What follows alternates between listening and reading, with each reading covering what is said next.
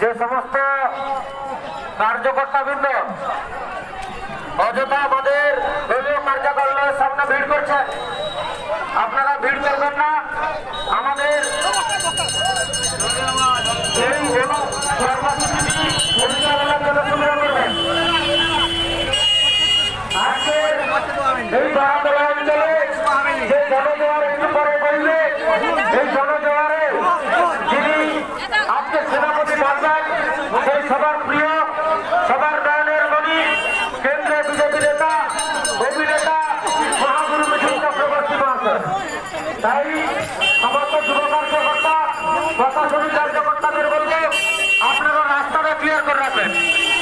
যে সমস্ত স্বেচ্ছাসেবক বন্ধু রয়েছেন, আপনাদের যে দায়িত্বগুলো দেওয়া হয়েছিল আপনারা দায়িত্বগুলো ভাগ করবেন। আমি এটা